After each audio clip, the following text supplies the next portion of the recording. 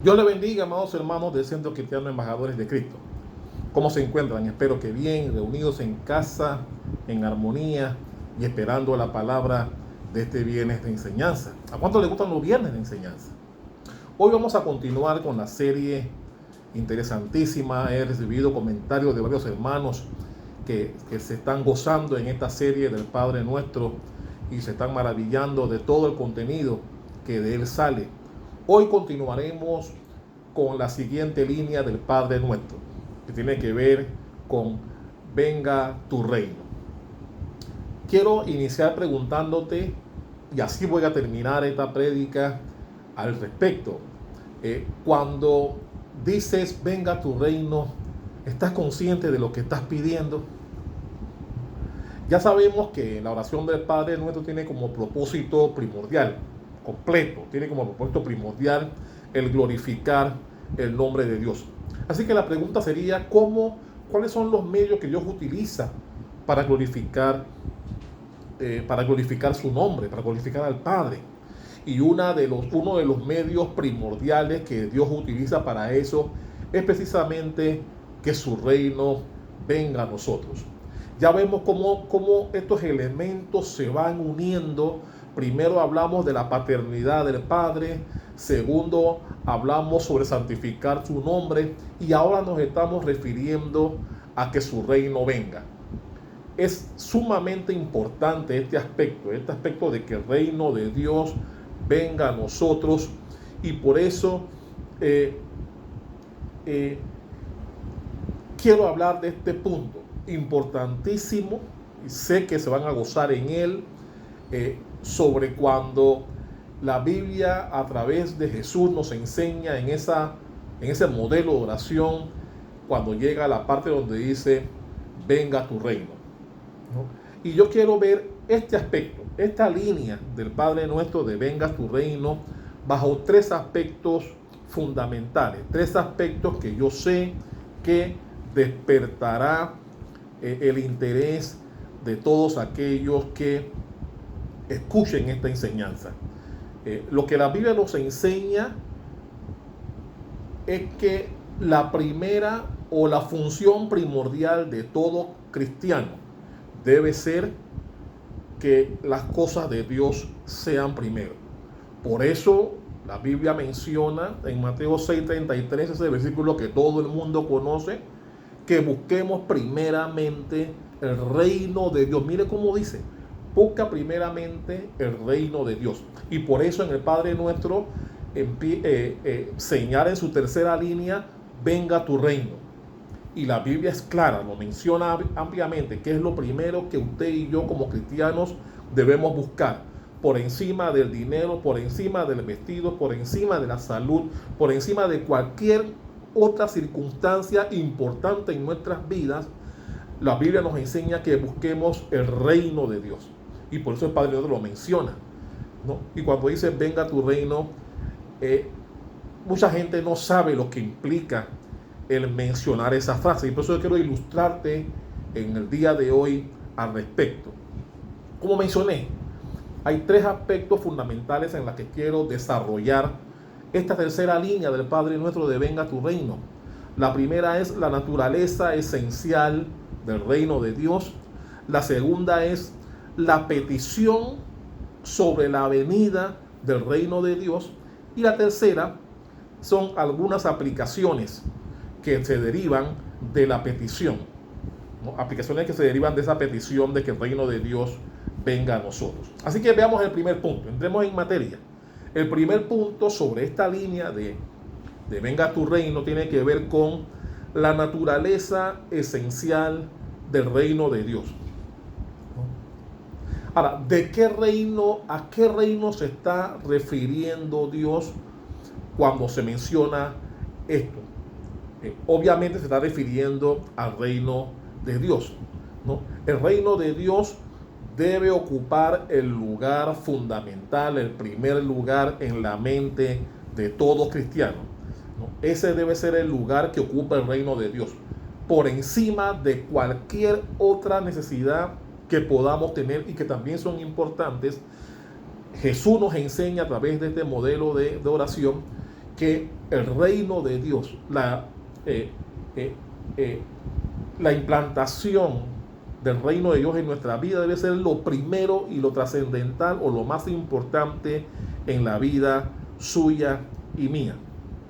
El reino de Dios se refiere al gobierno de Dios o a la hegemonía que Dios tiene sobre todas las cosas que Él creó y también sobre nosotros, el pueblo que Él redimió. No es como, por ejemplo, cuando vemos de manera secular que un reino está conformado por varios pueblos dirigidos por una sola cabeza, como por ejemplo el Reino Unido.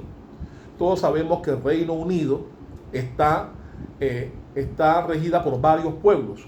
El pueblo de Escocia, el pueblo de Irlanda y el pueblo de Inglaterra, pero está gobernado por un solo reino, que es el reino de Inglaterra, el rey de Inglaterra, la reina de Inglaterra, que es la que gobierna a estos tres pueblos, ¿no? Y eso es un reino. Pero cuando traemos eso del reino, cuando lo queremos asimilar a Dios, no podemos limitar, porque el reino y la soberanía de Dios no tiene límites. No hay límite alguno a la soberanía de Dios. Él es dueño de todo, Él lo creó todo y Él tiene potestad sobre todas las cosas. Ahora, la Biblia se refiere al reino de Dios bajo dos perspectivas importantísimas que yo quiero enseñarles a ustedes en el día de hoy. Cuando se habla del reino de Dios, la Biblia lo ilustra bajo dos perspectivas importantísimas, ¿no? La primera es el dominio universal de Dios sobre todas las cosas que Él creó. Es decir, no hay nada que escape bajo el control y la hegemonía de Dios. Todos sabemos que Dios fue el creador de todas las cosas, incluso de nosotros. Y ese es el primer principio, el primer dominio que tiene Dios, el dominio universal de todas las cosas. Porque sabemos que la Biblia nos enseña que todas las cosas fueron creadas por Dios. Vamos a verlo en la Biblia. Vamos primero a Primera de Crónicas. Vaya conmigo a Primera de Crónicas capítulo 29. Primera de Crónicas 29, versículo 11, el cual dice así: Tuya es, oh Jehová, la magnificencia y el poder, la gloria, la victoria y el honor, porque todas las cosas que están en los cielos y en la tierra son tuyas. Tuyo, oh Jehová, es el reino y tú eres excelso sobre todos. Claro como el agua. La Biblia demuestra que la gloria, el honor, la honra y todas las cosas que están sobre la tierra pertenecen a Dios. Amén. Vamos a lo que dice más adelante en el Salmo 103. Vaya conmigo al Salmo, el Salmo 103, versículo 19. Salmo 103, versículo 19 dice así: Jehová estableció en los cielos su trono y su reino domina sobre todos. ¿Cuánto dicen amén a eso? Aleluya. Vamos a más adelante a lo que dice Daniel. Vaya conmigo a Daniel capítulo 4. Daniel está después de Ezequiel. Daniel capítulo 4. Vamos a leer los versículos 35 y 34. Daniel 4, 34 y 35 dice así. Dice el 34: Mas al fin del tiempo, yo, Nabucodonosor, alcé mis ojos al cielo, y mi razón me fue devuelta. Y bendije al Altísimo, y alabé y glorifiqué al que vive para siempre, cuyo dominio es sempiterno, y su reino por todas las edades. Todos los habitantes de la tierra son considerados como nada, y Él hace según su voluntad en el ejército del cielo y en los habitantes de la tierra, y no hay quien detenga su mano y le diga, ¿qué haces? Nabucodonosor, usted conoce la historia, cuando se le llenaron los ojos y creyó que él era muy altísimo, se creó por encima de Dios, Dios lo convirtió en un animal, estuvo 7 años comiendo hierba en el monte y desapareció por 7 años. Dios lo castigó por su soberbia, pero al recuperar la memoria, al recuperar el sentido, exaltó a Dios y reconoció que no hay nada por encima de Dios y que Él hace como quiere tanto en el cielo como en la tierra, ¿no? Y eso es lo que a usted y yo debemos tener siempre. Hay un reino universal que Dios domina porque Él fue el que hizo todas las cosas. Pero déjame decirte algo. De este reino no es el que habla el Padre nuestro. El Padre nuestro no se refiere a este reino universal, ¿no?, de todas las cosas que fueron creadas por Dios. Porque aunque Dios tenga soberanía sobre todo y sobre todos, no todos los ángeles ni todas las personas se someten voluntariamente al señorío de Dios. Ya lo hemos visto. La Biblia nos habla que en el cielo hubo una rebelión por parte de Satanás que también alcanzó a la tierra. Y desde entonces Satanás también ha querido que nosotros los hombres también nos rebelemos en contra del señorío de Dios.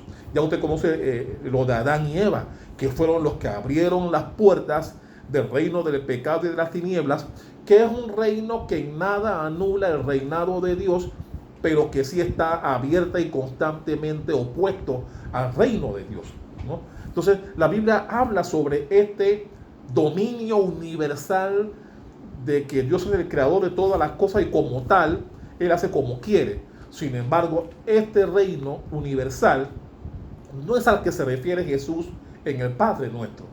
Hay otro reino. El otro reino es el dominio especial y particular de Dios sobre ciertas personas por medio de su gracia y por medio de Jesucristo.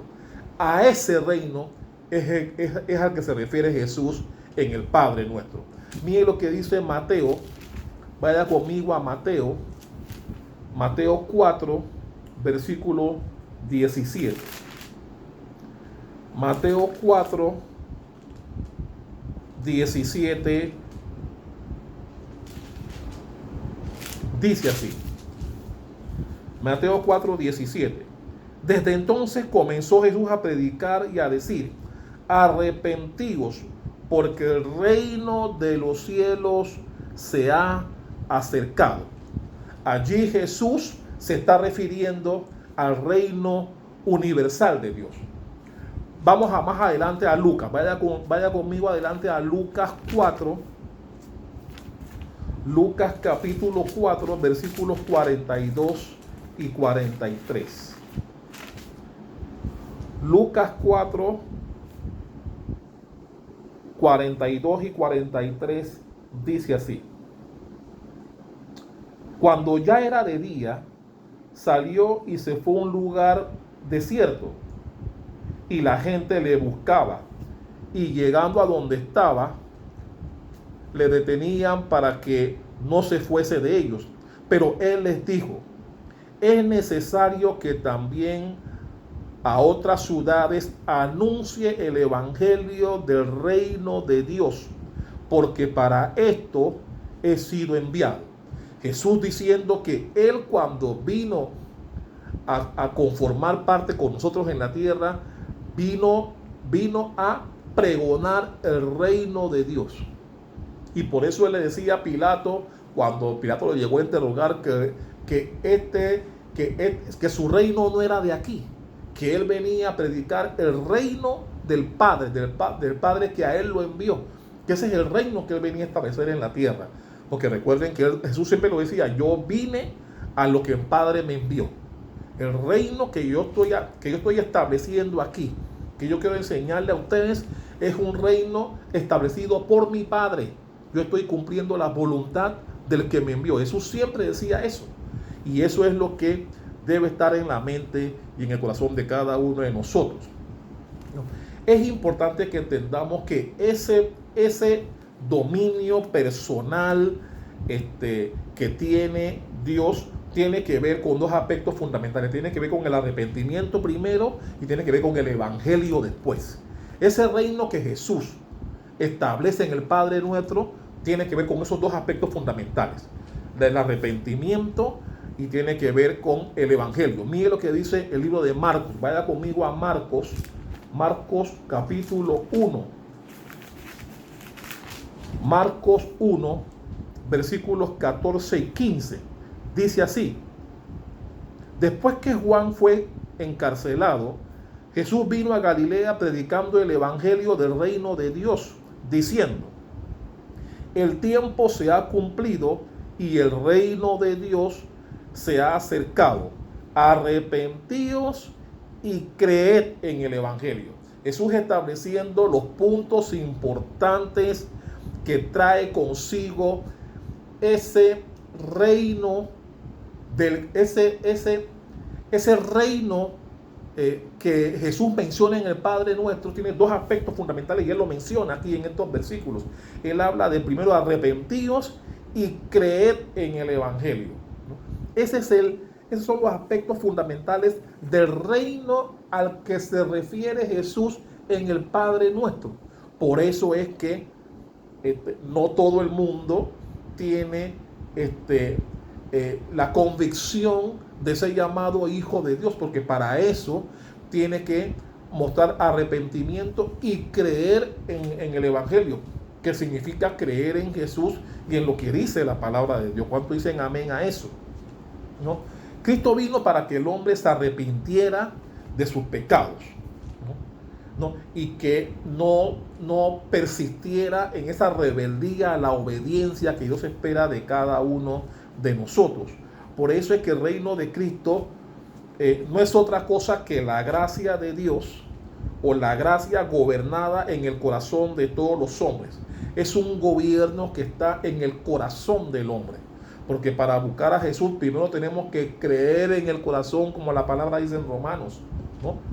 Y por eso el reino universal no es el que se está refiriendo Dios en el Padre Nuestro. Eso está refiriendo a ese reino que solamente involucra a las personas que creen, que se arrepienten y que buscan a Dios a través de Jesús de todo su corazón. ¿Cuánto dicen amén a eso?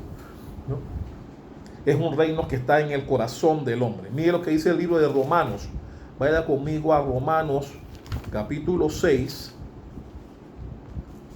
Romanos 6, versículo 12.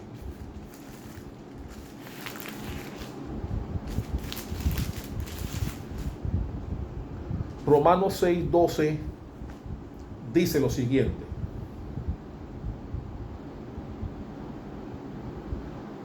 no reine pues el pecado en vuestro cuerpo mortal, de modo que lo obedezca en concupiscencias.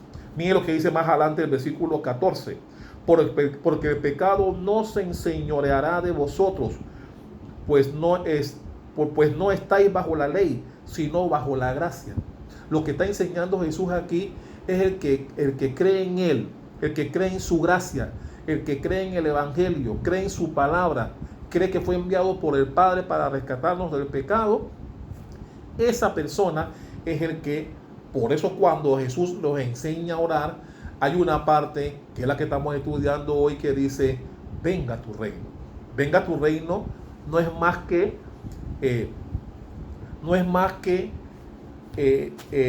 el reconocer o estimar que el gobierno de Dios se propague cada día más por todo el mundo, que sea conocida su palabra a través del mundo, que no haya ningún rincón de la tierra que no reciba el evangelio, ¿no? Y por eso ese reino particular es un reino que está en nosotros. Mira lo que dice Romanos 14, 17. Vaya más adelante, Romanos 14, versículo 17, que dice así. Dice 17: porque el reino de Dios no es comida ni bebida, sino justicia, paz y gozo en el Espíritu Santo. Dándonos a entender que es un reino interno. Ahora, este reino también tendrá una manifestación externa, una manifestación externa cuando venga la segunda venida del Hijo del Hombre. Vaya conmigo a Tito, más adelante. Tito capítulo 2. Tito capítulo 2, versículos 11 y 12, que dice así: porque la gracia de Dios se ha manifestado para salvación a todos los hombres, enseñándonos que renunciando a la impiedad y a los deseos mundanos, vivamos en este siglo sobria, justa y piadosamente. ¿Cuánto dicen amén a eso? Dice, porque la gracia de Dios se ha manifestado para salvación de todos los hombres. Recuerden que la salvación es por gracia. Esa gracia que es la que Jesús nos da cuando venimos a Él. Cuando venimos a Él en el Espíritu y en verdad entregamos nuestras vidas a Él, la Biblia dice que recibimos salvación. Siempre he dicho que Jesús, cada vez que se acercaba a alguien, su interés era más que sanar, era el de salvar. Y por eso Jesús lo dijo más de una ocasión, que Él vino a salvar al que estaba perdido. ¿Cuánto dicen amén a eso? ¿Cuánto dicen amén a eso? Aleluya. ¿No? Entonces, esa gracia que Dios nos da, ¿no? Ese dominio mediante la gracia que recibe cada cristiano cuando viene a los pies del Señor, es de la cual Jesús enseñó al mostrarnos esa frase del Padre Nuestro cuando dice, venga tu reino, ¿no? Que quiere decir que todo creyente debe buscarlo de corazón, porque es allí donde sale nuestra espiritualidad, ¿no? La espiritualidad sale a través del corazón, sale a través de los gestos, sale a través de nuestras acciones, y eso es lo que nos hace merecedores de ser considerados hijos de Dios. Mire lo que dice Mateo. Vuelva nuevamente a Mateo 25. Mateo 25. Mateo 25, vamos a buscar los versículos 31 al 34. Del 31 al 34 dice así: cuando el Hijo del Hombre venga en su gloria y todos los santos ángeles con él, entonces se sentará en su trono de gloria, y serán reunidos delante de él todas las naciones, y apartará los unos de los otros, como aparta el pastor las ovejas de los cabritos.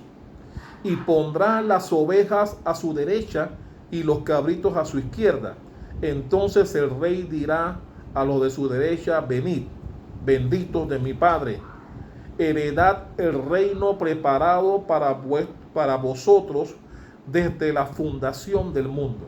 Es decir, el reino de Dios ya está en nosotros, ya está en la tierra y habita en el corazón de cada uno de nosotros. Y Jesús dijo, llegará el momento cuando venga el Hijo del Hombre en que Él vendrá a buscar su pueblo, y como dice al final, que Él dice, vengan, reciban el reino de Dios que está establecido a favor de ustedes desde la fundación del mundo, dándonos a entender que ya el reino de Dios está aquí. ¿Cuántos lo creen? Que el reino de Dios forma parte de cada uno de nosotros. El segundo aspecto importante que yo veo, ¿no? que tiene que ver es la petición de la venida del reino de Dios. La petición de la venida del reino de Dios. Jesús nos enseñó en el Padre Nuestro que nosotros debemos orar para que el reino de Él venga, para que el reino de Él se establezca. Pero ¿qué significa eso? ¿Qué significa que el reino de Dios venga? Cuando decimos, o cuando en el Padre Nuestro llega un momento en tu oración, porque recuerden que el Padre Nuestro es un bosquejo, es un modelo, pero en tu oración debe haber un momento de tu oración en donde nosotros pedimos que el reino de Dios se establezca, que el reino de Dios venga. Pero ese reino de Dios que debe estar en el corazón de cada uno de nosotros, ¿qué significa? Algunos piensan que cuando se habla de que venga tu reino, hace referencia a cuando venga Jesús en su segunda venida. No se refiere a eso. Mira lo que dice Lucas. ¿Por qué eso no es cierto? Mira lo que dice Lucas. Vaya conmigo a Lucas capítulo 17. Lucas 17, versículos 20 y 21. Lucas 17, 20 y 21 dice así. Preguntado por los fariseos cuándo había de venir el reino de Dios, les respondió y dijo, ahora aquí habla Jesús, el reino de Dios no vendrá con advertencia, ni dirán, helo aquí o helo allí, porque he aquí el reino de Dios está entre vosotros. Jesús lo dijo.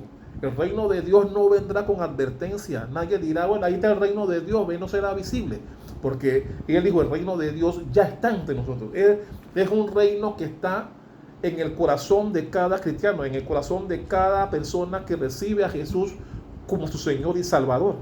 El reino de Dios, el reino al que se refiere Jesús, está en el corazón de cada una de las personas que acepten a Jesús como su Salvador. Y por eso es que no es que cuando Jesús dice venga tu reino, es que ese reino nos gobierne a nosotros, gobierne a las personas que están en nuestro entorno y que se propague el reino de Dios a través del mundo, como una especie de misionero a nivel mundial para que todas las personas sean salvas. En tus oraciones incluyes eso. Tienes dolor por las personas que están perdidas. Te duele cuando alguien está lejos de los caminos del Señor.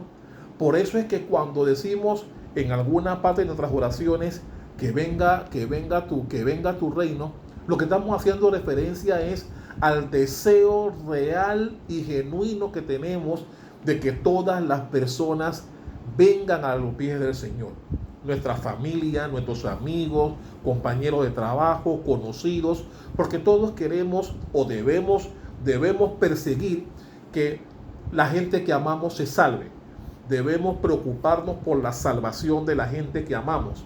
Y por eso en el Padre Nuestro, en nuestras oraciones, Jesús nos enseña que en tus oraciones debe estar ese clamor. Debe estar el clamor de decirle a Dios que su reino venga, el reino que Jesús estableció, ese reino que está en el corazón y que debe hacernos palpitar por salvar a todas las personas que podamos, ¿no? Y que el reino de Dios se propague a nivel mundial. Ese debe ser el anhelo y el deseo de todo buen cristiano, que la palabra de Dios alcance a todas las personas que pueda alcanzar, iniciando por nosotros, a todas las personas que conocemos, nuestros familiares y hasta lo último de la tierra, como la palabra mencionó, ¿no? Esa debe ser el deseo ferviente de todos cristianos y es el motivo por el cual decimos venga tu reino. Así que yo te pregunto, hermano, ¿sabes lo que estás diciendo? Cuando tú dices que el reino de Dios venga, ¿de verdad conoces la implicación que eso tiene? La dimensión que eso tiene, ¿no? Otro aspecto importante, el tercer aspecto importante que yo veo aquí es la aplicación práctica que se deriva de esa petición. Cuando decimos venga tu reino, hay tres aplicaciones que se derivan de esa petición. Y con esto terminamos. La primera aplicación que se deriva es que nos enseña cuál ha de ser el anhelo de todo creyente. El anhelo de todo creyente cuando decimos venga tu reino no debe ser otro que el evangelio de Dios, el gobierno de Dios, el dominio de Dios alcance a todas las personas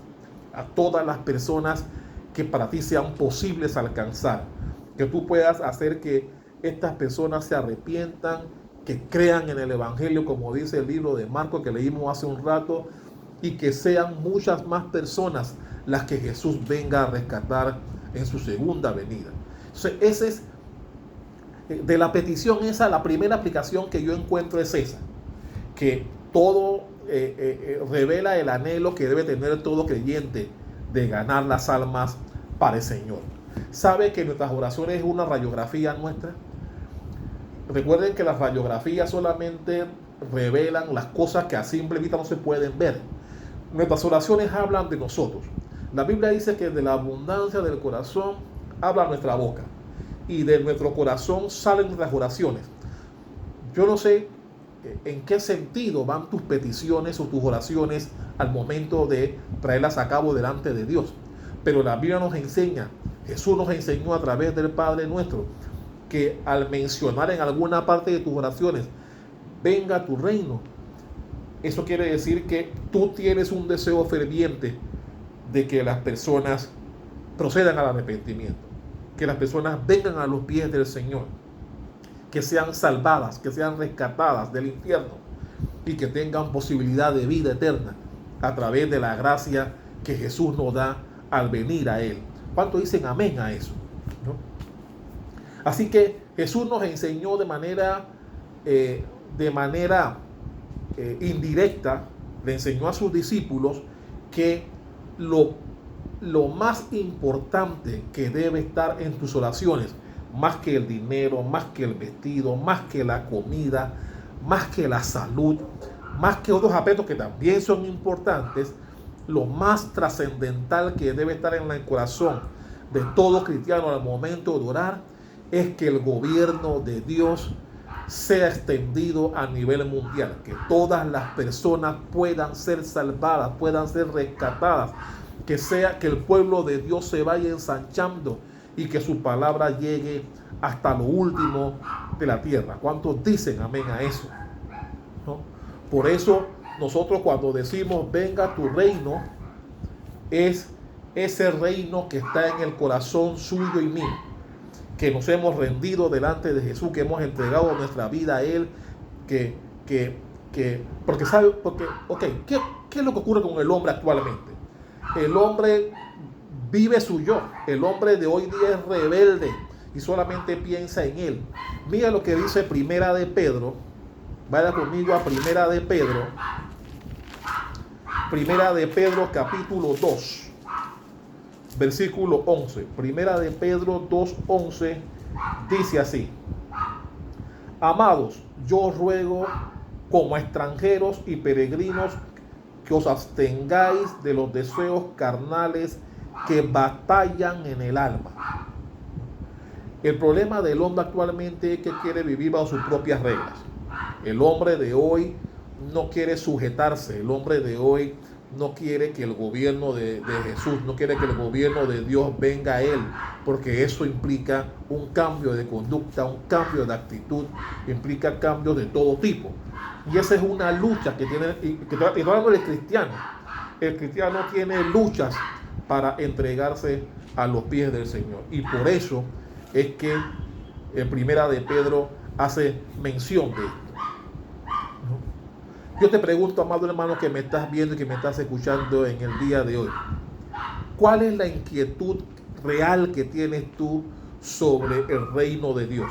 ¿Deseas que el reino de Dios se propague a nivel mundial? ¿Te causa dolor ver a las personas que se pierdan? ¿De verdad? ¿No?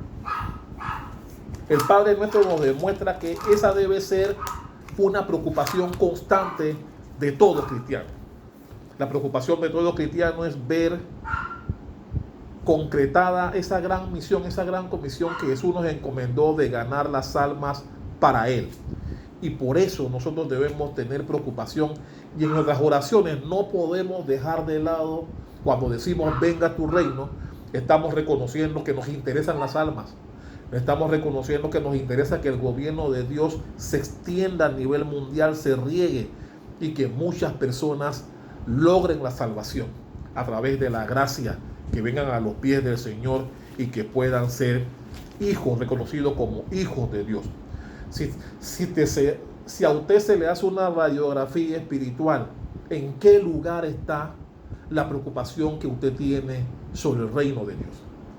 A mucha gente, hablando de cristianos, a muchos cristianos le preocupa más hacer dinero, le preocupa vivir bien, y eso no es malo, no me malinterpreten. Le preocupa comer bien, le preocupa tener lujos y placeres, pero ¿en qué lugar de tus prioridades está el reino de Dios? ¿En qué lugar está que el dominio de Dios sobre las personas que puedan ser ganadas para Él? ¿Qué lugar ocupa en tus prioridades espirituales? ¿Dónde está eso? Si se te pudiera ver en una radiografía espiritual la preocupación que tenga usted sobre el reino de Dios, ¿en qué lugar lo tienes? ¿No? Porque vivimos en un mundo materialista en donde la gente solo piensa en hacer dólares, en vivir bien, en tener 4 carros, 5 casas y estar bien económicamente, que no le falte nada, que su nevera esté gorda, llena de tantas cosas. Pero ¿dónde está la pasión? ¿Dónde están las almas que tanto le interesan a Dios que sean salvadas? Y que cuando tú dices, venga tu reino, revela esa realidad en tu vida espiritual. ¿Dónde está? ¿Ves que es importante? Y es importante que usted sepa cuando usted menciona venga tu reino, ¿a qué se está refiriendo? No es cuestión de repetirlo por repetirlo como una vana oración. Y por eso Jesús sabiamente nos dejó este modelo para que en nuestras oraciones no dejemos nunca por fuera la importancia de que el reino de Dios more en cada uno de nosotros y que pueda ganar a todas las personas posibles. ¿Cuánto dicen amén a eso? Aleluya.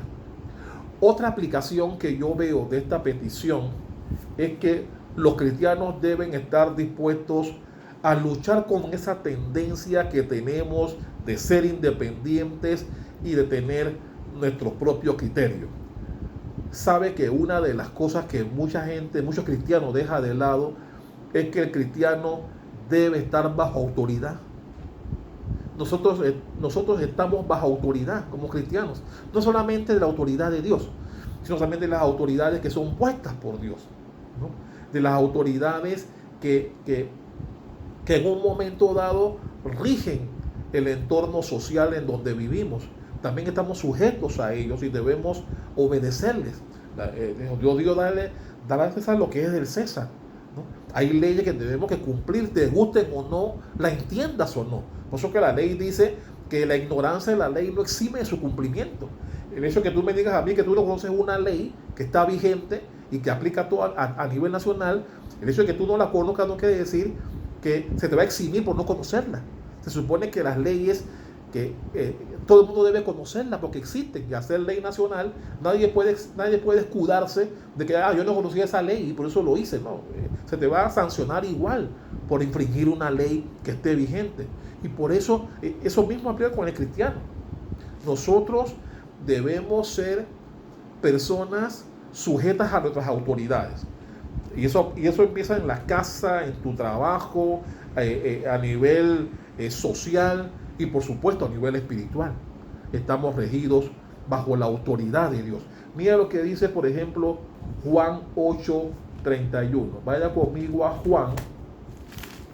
Juan capítulo 8, versículo 31. Juan 8:31 dice así.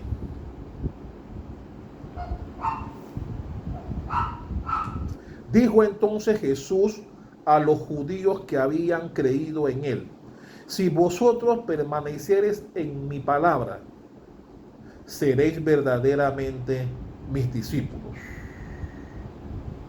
Jesús diciéndonos que siempre que creamos en él y en su palabra dice que nosotros debemos sujetarnos a nuestras autoridades. Las autoridades están establecidas y debemos respetarlas. Jesús no pasó por encima de las autoridades de la época. Y cuanto más nosotros debemos ser sujetos. Pero existe una tendencia del hombre de hoy día a ser rebelde a la autoridad, a solamente acatarla cuando nos conviene. Y cuando no nos conviene, le pasamos por alto. Hay una tendencia a eso. Y por eso Dios nos enseña. Mira lo que dice Jeremías. Vaya conmigo a Jeremías 17, versículo 9. Jeremías 17, versículo 9, dice así: engañoso es el corazón más que toda cosa y perverso, ¿quién lo conocerá? ¿Por qué? ¿Por qué traigo a colación este versículo? Porque muchas personas rebeldes son de los que se gobiernan bajo corazonadas, se gobiernan bajo lo que su corazón les indica. Y la Biblia nos enseña que el corazón es lo más engañoso que tiene el hombre. Y a veces, mi hermano, dejarse llevar por lo que tu corazón te dice no es buena idea todo el tiempo. Porque la Biblia dice que engañoso es el corazón más que cualquier otra cosa. Y pone en signo de interrogación, ¿quién lo conocerá? El corazón muchas veces nos traiciona a nosotros mismos. Por eso debemos regirnos por la palabra de Dios más que por nuestro corazón. Debemos tener a Cristo en el corazón, pero debemos guiarnos por la palabra de Dios. ¿Cuántos dicen amén a eso? Aleluya. Y el tercer punto o la tercera aplicación que yo veo de la petición de que cuando decimos venga a tu reino, es que nos enseña cuál es la verdadera convicción del cristiano. ¿Cuál es la verdadera convicción del cristiano? Una de las cosas que usted y yo debemos estar plena y totalmente seguros y convencidos es que habrá una segunda venida de Jesucristo. Nosotros debemos estar seguros y convencidos. No debe haber duda alguna de que habrá una segunda venida del Señor Jesucristo en nuestras vidas. Mira lo que dice Primera de Tesalonicenses, búsquelo. Primera de Tesalonicenses 1. Primera de Tesalonicenses capítulo 1, versículos 9 y 10. Dice así: porque ellos mismos cuentan de nosotros la manera en que nos recibisteis y cómo os convertisteis de los ídolos a Dios para servir al Dios vivo y verdadero y esperar de los cielos a su Hijo, al cual resucitó de los muertos, a Jesús, quien nos libra de la ira venidera. Hablándonos pues de esa importancia de esa venida que será inminente en algún momento. Mire lo que dice Filipenses. Vaya conmigo a Filipenses 3. Filipenses capítulo 3, versículos 20 y 21. Dice: mas nuestra ciudadanía está en los cielos, de donde también esperamos al Salvador, al Señor Jesucristo, el cual transformará el cuerpo de la humillación nuestra para que sea semejante al cuerpo de la gloria suya, por el poder con el cual puede también sujetar a sí mismo todas las cosas. Versos que hablan de esa inminente segunda llegada de nuestro Salvador Jesucristo. Vaya a Segunda de Pedro ahora. Segunda de Pedro 3, versículos 10 al 13. Segunda de Pedro 3, del 10 al 13, dice así: pero el día del Señor vendrá como ladrón en la noche, en el cual los cielos pasarán con gran estruendo y los elementos ardiendo serán deshechos y la tierra y las obras que en ella hay serán quebrantados. Puesto que todas estas cosas han de ser deshechas, ¿cómo no habéis vosotros andar en santa y piadosa manera de vivir, esperando y apresurando para la venida del día de Dios, en el cual los cielos encendiéndose serán deshechos y los elementos siendo quemados se fundirán? Pero nosotros esperamos, según sus promesas, cielos nuevos y tierra nueva, en los cuales mora la justicia. Versos en donde se nos confirma, y eso debemos tenerlo por algo seguro, indiscutible, que sucederá en algún momento. Llegará el Hijo del Hombre en su segunda venida. Esa es una promesa, eso es algo que ocurrirá y no sabemos si lo presenciaremos o no, pero la Biblia dice que los que mueran antes de eso y que están en Cristo dormirán. Y cuando llegue esa segunda venida, los que estén muertos en Cristo serán los primeros en salir y posteriormente los que estén viviendo en el momento. Por eso, mi hermano, una de las convicciones que debemos tener usted y yo como cristianos, y que cuando decimos venga tu reino, es que sepamos que llegará el momento en que el Hijo del Hombre vendrá por segunda vez entre nosotros a buscar su remanente, a buscar a aquellos que todo el tiempo confiaron en Él, que creyeron en su palabra, los que en este tiempo se guardaron para Él y a pesar de no ser perfectos, mantuvieron un espíritu de estar en sus caminos. Lo buscaron siempre en oración, en espíritu y verdad, y que lucharon para que todas las personas conocidas, familiares, amigos, compañeros, hasta enemigos, también pudieran tener la oportunidad de ser salvos y de tener vida eterna. Así que, mi hermano, algún día eso ocurrirá. Ahora, ve la importancia de esta fabulosa estructura que Jesús nos dejó del Padre nuestro, y que cuando decimos venga tu reino, toda la implicación que tiene. Quiero terminar preguntándote, y con esto cierro este tercer capítulo de esta serie del Padre Nuestro. Cuando dices venga tu reino, ¿estás consciente de lo que estás pidiendo? Amantísimo Padre Celestial, te damos gracias. Gracias, Señor, por tu palabra. Gracias por esa maravillosa estructura del Padre Nuestro que nos enseñaste y que nos guía en nuestras oraciones todo el tiempo. Gracias, Señor, porque sabemos que lo que tú nos has enseñado es nuestra guía, que nos llena y nos bendice en todo tiempo. Cuando decimos venga tu reino, nos estamos confirmando en la hegemonía que tienes tú en los corazones de todos nosotros, nuestros seres queridos, familiares y amigos, y hasta lo último de la tierra. Que nuestra mayor prioridad, la más importante, por encima del dinero, por encima del vestido, por encima del alimento, por encima de todas las otras cosas que también son importantes, esta estructura del Padre nuestro nos enseña que sobre todas las cosas debe estar en el corazón suyo y mío la venida del reino de Dios.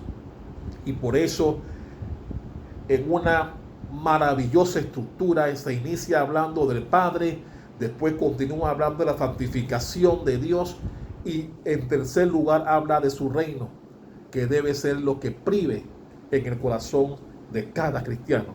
Yo oro, Padre, para que estas enseñanzas que estamos dando del Padre nuestro sean de gran bendición para todas las personas que lo reciban, a fin de que sus oraciones gocen del beneplácito, lleguen como olor grato delante de Dios. Sé que muchas oraciones no serán la misma y que ya mucha gente dejará de repetir esta oración, que Jesús no la dejó para eso.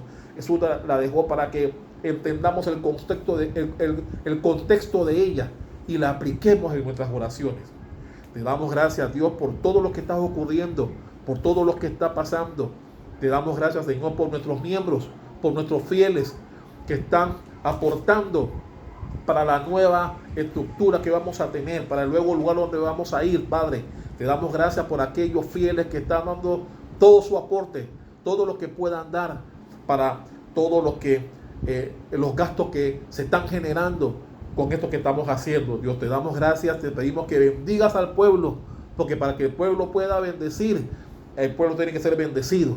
Te damos gracias, Señor, porque tú abres puertas para nuestros hijos, abres puertas para nuestros hermanos, para que sean bendecidos, así ellos puedan bendecir tu obra. Te damos gracias por los alimentos, por las personas que han sido levantadas luego de enfermedades. Te damos gracias por aquellos que están siendo prosperados, por aquellos que están recibiendo nuevos empleos. Te damos gracias, Señor, por la alimentación, por la oración perpetua y continua que debemos tener cada uno en nuestros hogares, y que tú nos tengas en el hueco de tu mano todo el tiempo. Gracias, Señor, por esa maravillosa oración que nos dejaste como modelo para aprender de ella, y que nuestras oraciones gocen como olor grato delante de ti. Te lo pedimos en el nombre poderoso de Jesús. Amén y amén. Dios le bendiga, amados, y esté pendiente para la enseñanza de este domingo. Dios le bendiga.